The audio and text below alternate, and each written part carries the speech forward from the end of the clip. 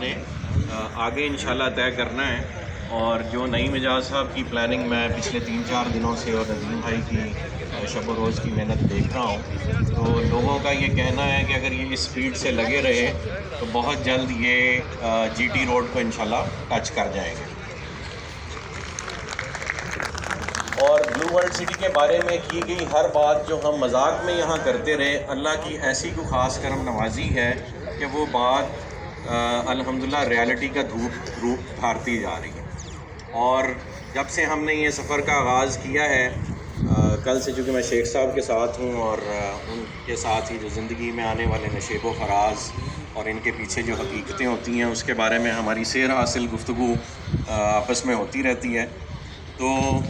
انہوں نے مجھے کل سمجھایا کہ شیاطین کا کتنا رول ہوتا ہے ہماری زندگی میں. جو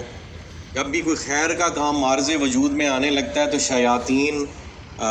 اپنے طور پہ اور دنیا میں جو ان کے کمپینینز ہوتے ہیں جو پاکستان میں بہت سارے ہیں، ان کے ساتھ مل کے وہ ایسے روڑے اٹکانے کی کوشش کرتے ہیں آپ کی راہ میں کہ وہ جو چینج عمران خان صاحب لانا چاہتے ہیں وہ شاید کسی بات سے ہی آئے گی، لیکن بلو ورلڈ سٹی کی مینجمنٹ یہ تہیہ کیے ہوئے ہے کہ انشاءاللہ اس ملک کی ترقی میں اور پاکستان کو دنیا میں اسلامک کنٹریز میں ایک رول ماڈل بنانے میں ہمارا کردار بحیثیت بزنس مین انشاءاللہ، بحیثیت ڈیولپرز، بحیثیت مسلمان، بحیثیت اچھا شہری اور اللہ کی بندگی کے تابع چلتے ہوئے ہم کوئی کسر اٹھا نہیں رکھیں گے کہ اللہ پاک اپنی محفل میں بھی ہمارا ذکر فخر سے کریں انشاءاللہ. تو آج یہ دعوت جو آپ لوگوں کو دی گئی ہے وہ صرف 2 وجوہات کی بنا پہ تھی. انیشلی تو جی یہ جو سچائی ہے وہ یہ ہے کہ شیخ صاحب was kind enough to give us some time. ہم نے بڑے ہی شارٹ نوٹس پر یہ اصل میں جو ایونٹ ہے یہ ان کی شان میں رکھا ہے کہ وہ آئیں اور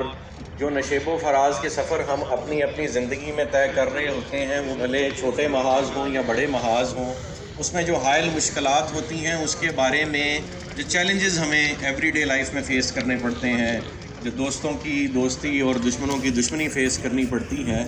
اس کو وہ کیونکہ اس چیز کے ماہر ہیں، ایکسپرٹ ہیں، عالم دین ہیں، اور انہوں نے اس موضوع کو بڑی انٹریکیسی کے ساتھ اسٹڈی بھی کیا ہوا ہے اور اپنی زندگی میں جھیلا بھی ہوا ہے. وہ جو گفتگو کرتے ہیں وہ دل سے کرتے ہیں، اور یہی وجہ ہے کہ ان کے بہت سارے مداح ہیں اور بہت سارے لوگ ان سے اپنے معاملات میں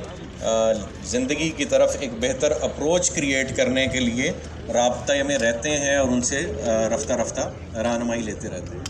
تو ہم نے شیخ صاحب کو اور ان کی آرگنائزیشن کو پہلے تو یہاں دعوت دی ہے کہ وہ انشاءاللہ ایک انسٹیٹیوشن